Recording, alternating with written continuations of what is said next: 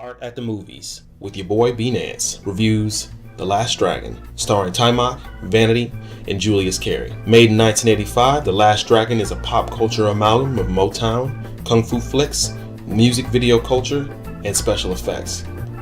Bruce Leroy, played by Taimak, is a student, teacher, and kind of a dork. While training with his mentor, Sifu explains that he has no more to teach the young man. Flummoxed, Leroy departs from his last lesson, unsure of himself. How could he teach his own students if he's not a master himself? Add to that, being bullied by Shonuff, the Shogun of Harlem, Leroy has a full plate of shit to dine on. Enter Lord Charles, TV host, singer, pop icon. She's got enough on her plate without being harassed by media mogul Eddie Arcadian. After one of her shows, she gets assaulted by some of the goons from Arcadian's camp. Bruce Leroy steps in to save the day. Despite his efforts, however, Laura ends up getting kidnapped on a second attempt by Arcadian.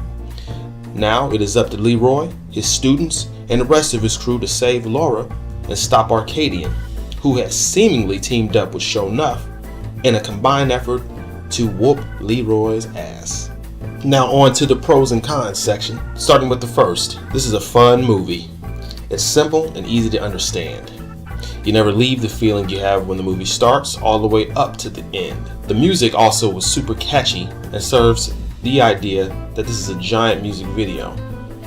Second thing, and probably the one thing that you're going to carry away from this movie the most, is Julius Carey, the actor that played Shonuff, the Shogun of Harlem.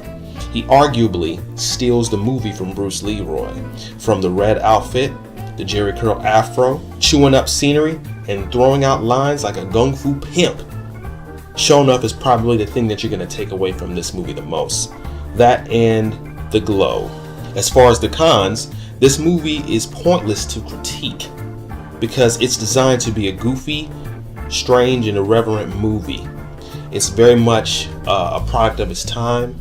The plot is a joke, the characters are laughable archetypes, and come on guys, his name is Bruce Leroy. What do you expect from this movie other than a riotous good laugh and maybe some cheap thrills? This is the movie equivalent of a bowl of Lucky Charms, just the marshmallows. Despite all these things, this is a touchstone of the 80s. Like I said earlier in the pros and cons section, it's something that I believe anybody who was born in the 80s or before the 80s, or was a child or teenager during the 80s, remembers pretty fondly. If you're going to make a remake Hollywood, you should probably start with something like this that wasn't taken too seriously to begin with. I feel like some things are just better suited for exploitation. And stuff like this, movies like this, are basically what they're being made for.